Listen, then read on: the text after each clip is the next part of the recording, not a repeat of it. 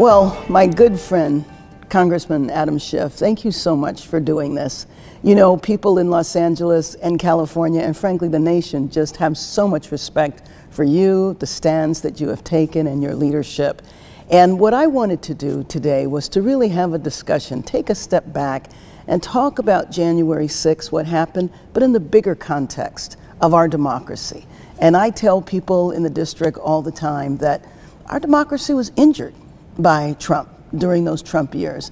And frankly, even though we thought we turned the page when the election was over, it's clear we have not.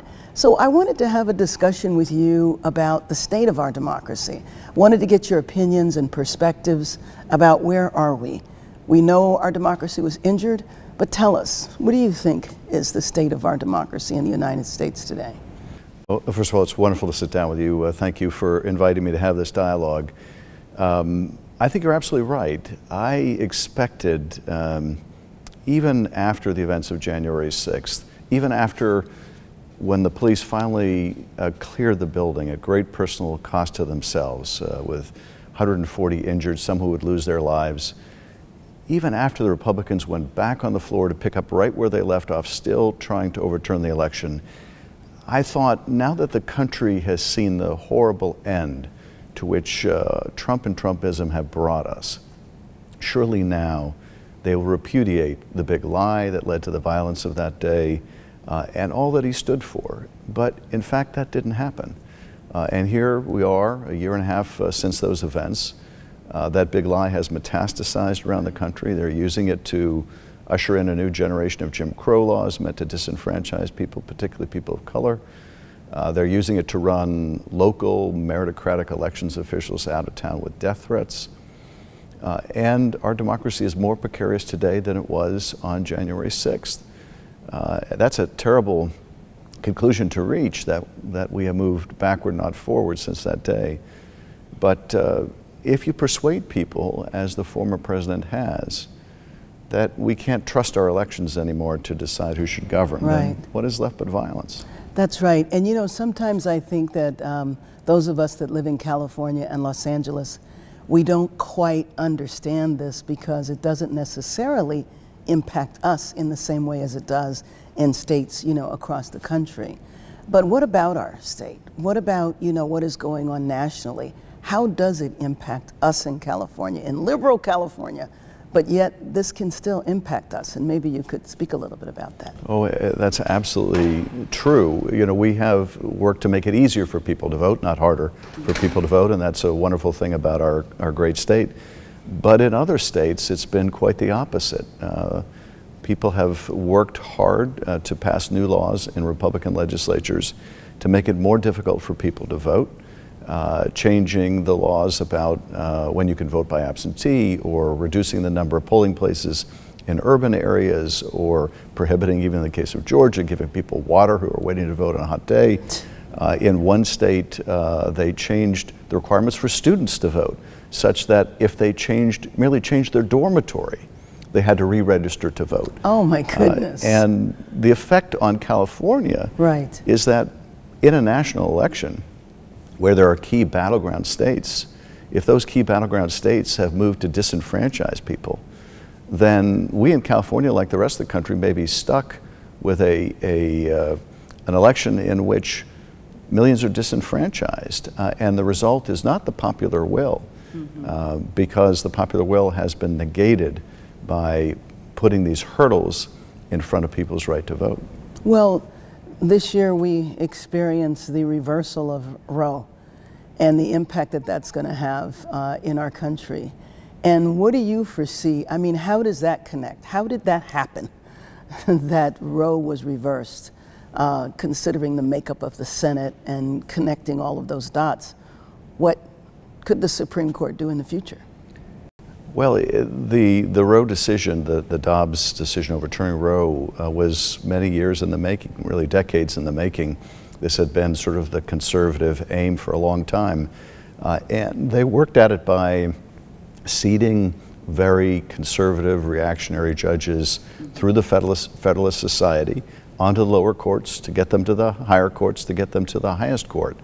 all with a quite premeditated plan. There was really one litmus test among above all others, and that was, will you overturn Roe?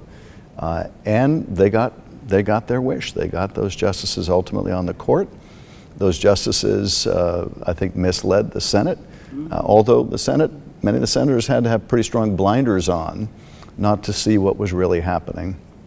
And it has brought me to the position that I find myself supporting things I never would have imagined supporting, like expanding the court. But I have 2 kids that are in their early 20s. I'm not content to have them live their whole adult life under a reactionary partisan court. The Supreme Court is no longer a conservative court. Right. A conservative court would have some reverence for precedent. Right. This is a court with a radical social agenda.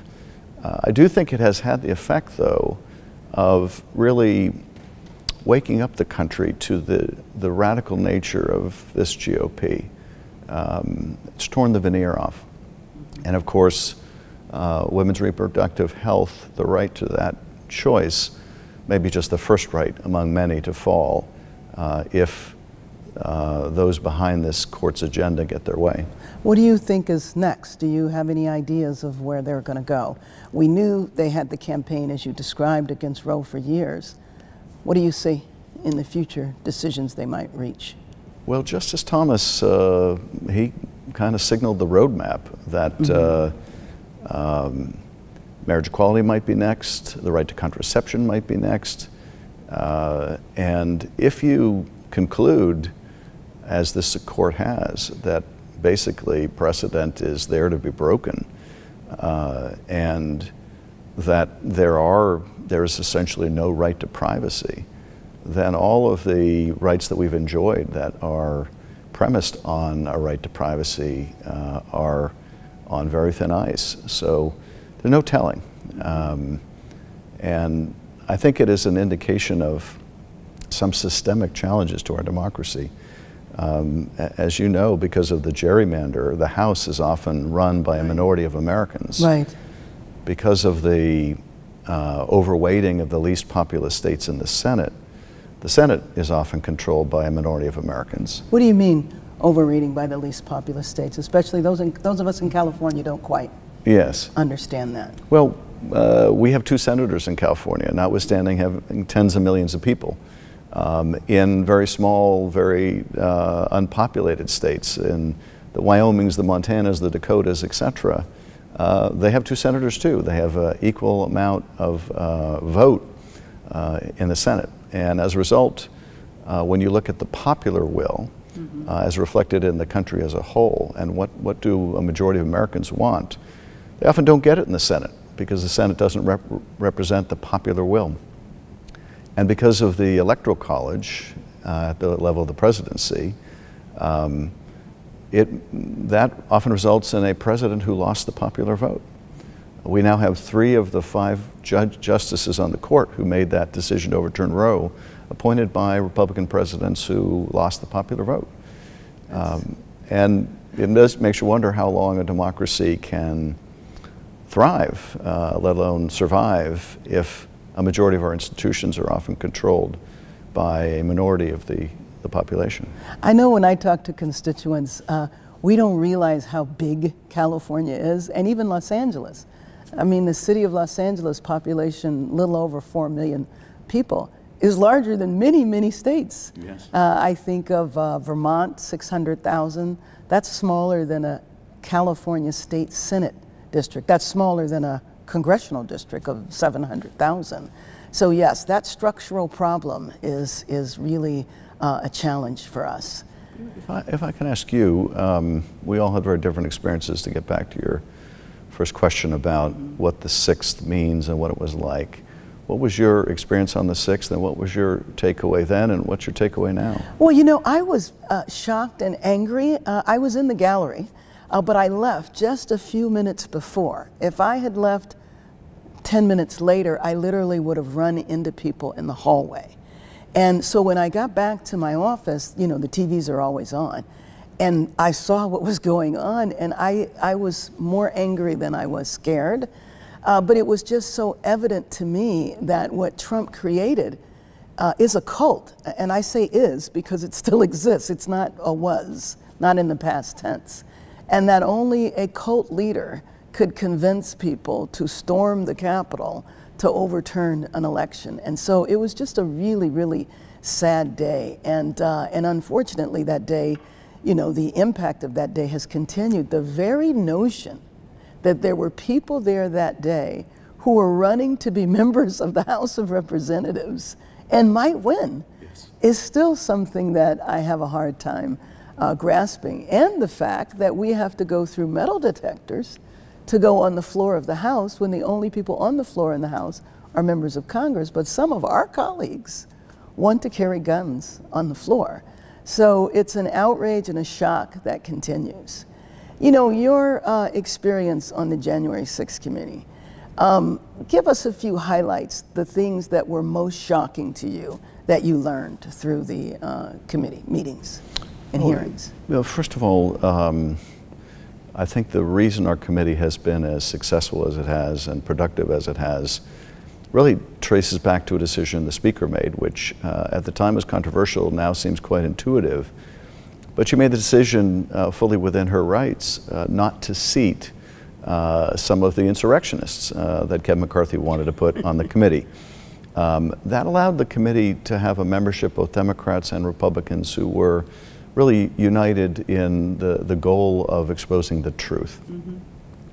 And it allowed also witnesses who were willing to cooperate the ability to come forward and know that their testimony would be respected. It wouldn't be a circus. And as a result, we've had some pretty remarkable testimony. And what stands out to me most are really a couple things. Now and then there'll be a vignette in an investigation that tells you a lot about the larger picture. And two things really stand out to me. The first is a meeting in the Oval Office with the President and top leaders from the Department of Justice, his own people, people he picked, people he appointed. And he goes through a litany of these bogus claims of fraud. You know, what about dead people voting? What about suitcases of ballots? And they shoot them down one by one. Uh-huh. And finally, the president responds, just say the election was corrupt and leave the rest to me and the Republicans. He tells them that? He tells them that. Just say it was corrupt. Just say it was corrupt. You know, I'm a former prosecutor. As a former prosecutor, look for evidence of intent. Uh-huh. And here you have the president confronted by his own top Justice Department people who are telling them effectively that these claims of fraud you've been peddling to the country, they're all BS. And his answer is, just say it was corrupt and leave the rest to me and the Republicans.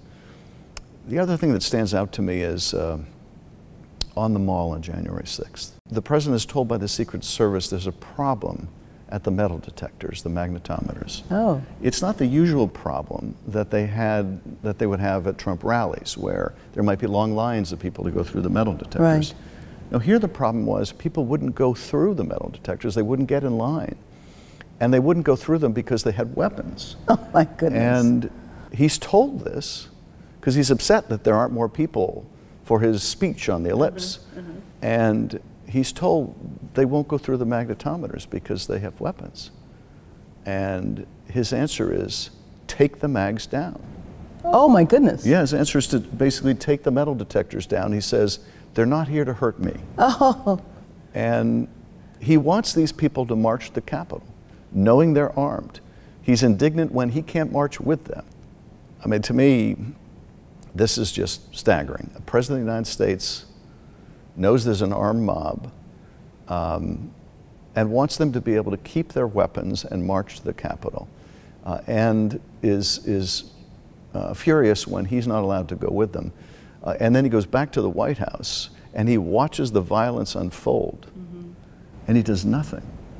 His family, his staff, even these right-wing Fox hosts, they're texting him, they're calling him, do something, say something. He's sitting there watching it on TV, but he won't lift a finger to stop it, not for hours.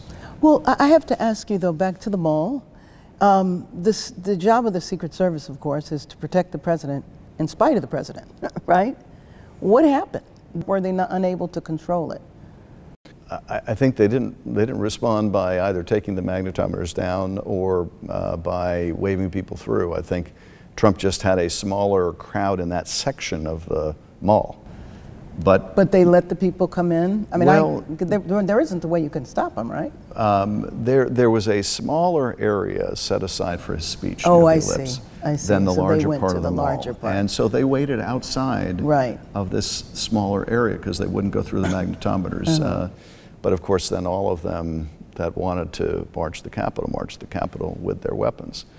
And when you hear the president now, even now, talking about, well, if he gets another chance in office, he's going to pardon these people. Yes, People ought to watch that footage again of these people beating police officers, gouging Right. them. There's that heartbreaking video of one of the police officers who was trapped in the door. And he's being crushed. Right. And Donald Trump wants to pardon the people that were crushing him. It just shows you why someone with that little regard for the law and the national security can never be given a chance to govern. Absolutely, absolutely. And now it seems as though he's embraced QAnon. I mean, with the symbols, the music, and everything. In your committee, has QAnon come up? Has that been, you know, in terms of some of the rioters or some of the people connected to the White House, or is that outside of no, what you've looked at? QAnon has come up, and you know, it's this dangerous, toxic brew of QAnon and the white nationalist groups, the Three Percenters, the Praetorians, and the Oath Keepers, and the Proud Boys.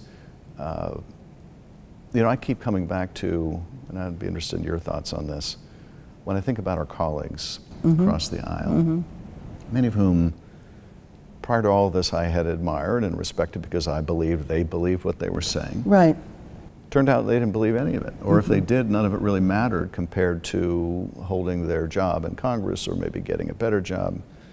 And I kept coming back to something that historian Robert Caro once said, that power doesn't corrupt as much as it reveals. It doesn't always reveal us for our best, but it says a lot about who we are. And how much power had revealed things about the people we serve with, but also in a broader way, how much power in the last several years had revealed things about our country.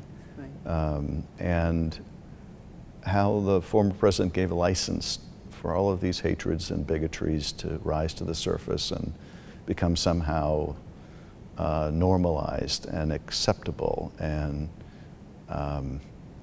it tells us that the road to recovery is a lot longer one than we might have hoped. But tell me, you know, I know folks are often ask me, I've been curious because they're probably more willing to talk with you.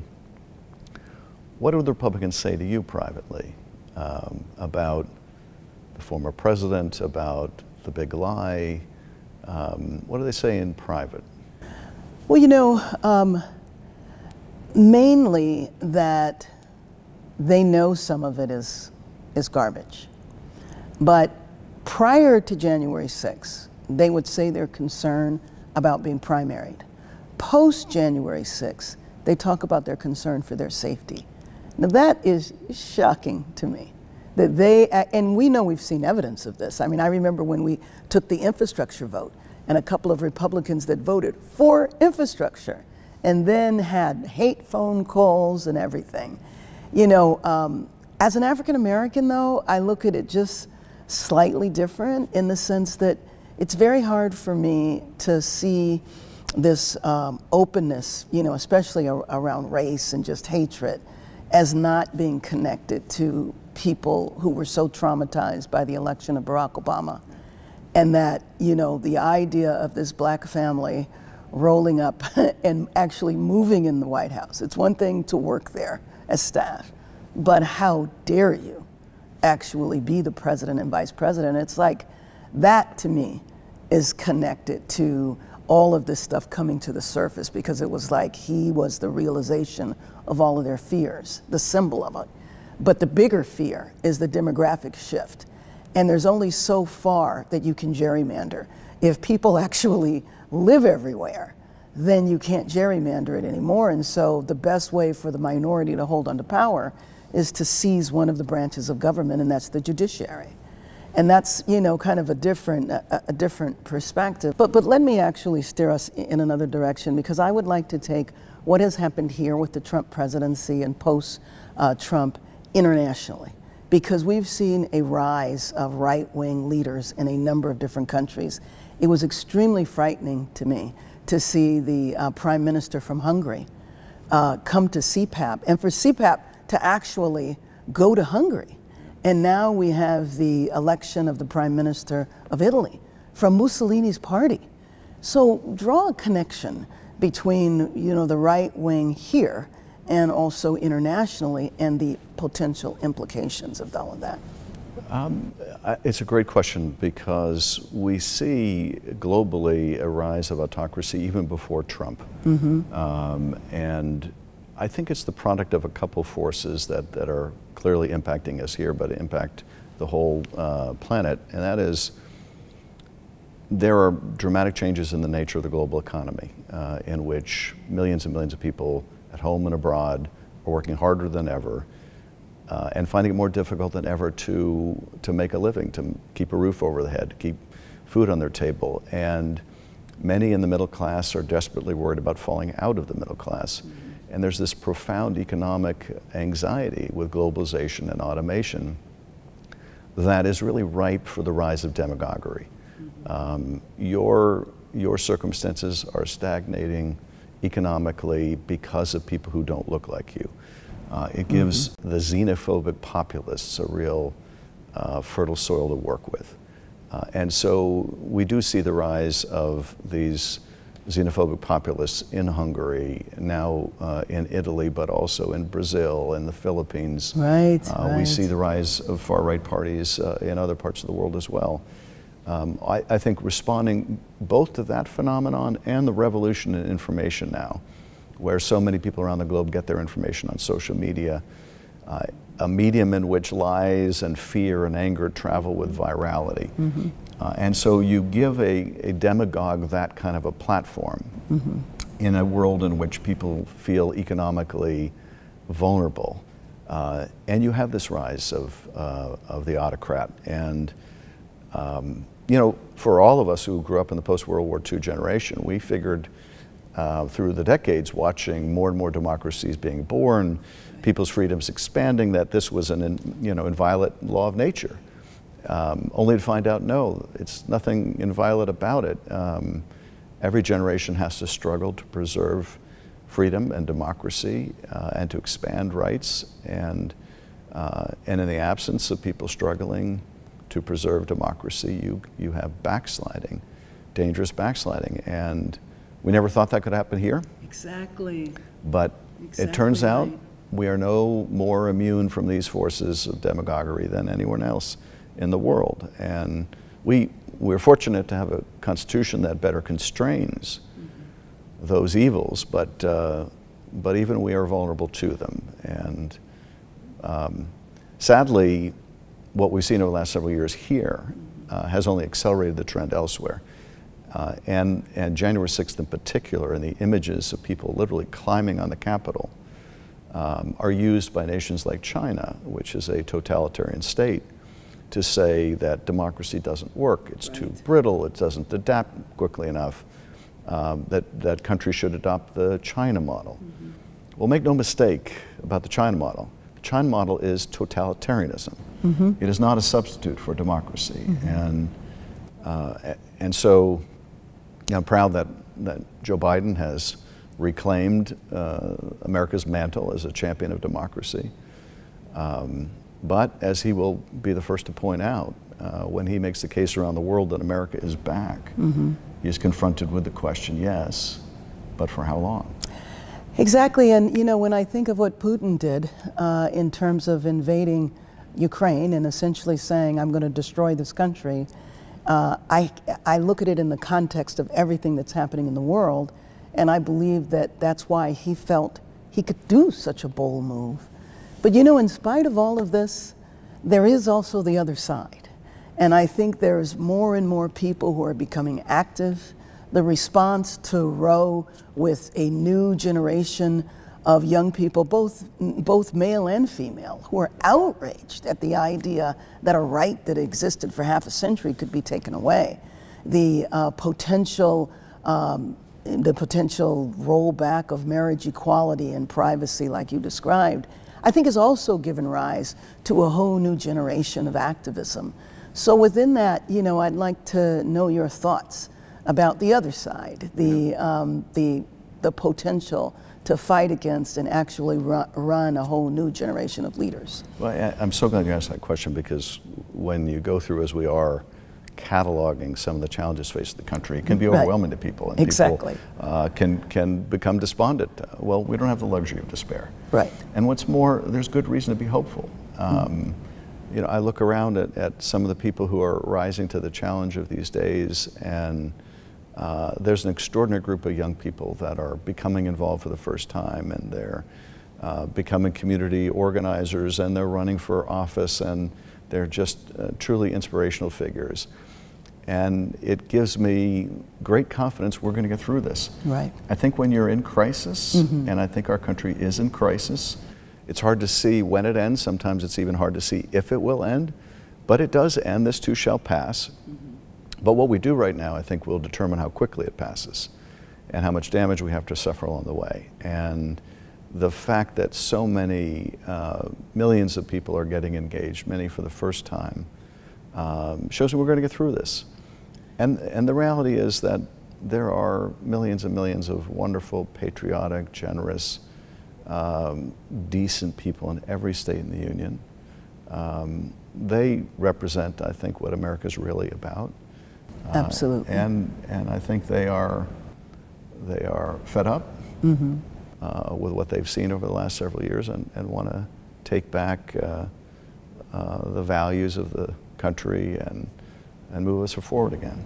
You know what I always tell folks is that when you are in a crisis like we're in now, it's an incredible opportunity to teach people.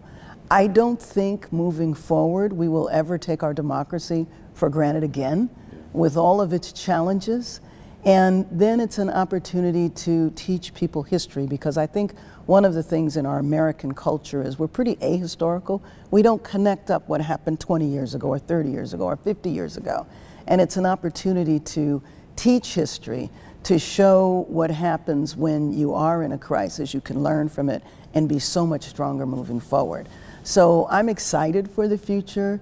I'm going to use all of these challenges to encourage people to get involved and to sustain their involvement. So I just want to thank you. It was wonderful having this conversation with you, and I'd love to see us have a part 2. And maybe the next time it can actually be in person with both of our constituents from Los Angeles, since our districts are next door to each other. But you're a wonderful friend and just a brilliant member of Congress. Well, thank you. I'm a huge fan of yours, and I'm so fortunate to serve with you and to call you my friend. Thank you.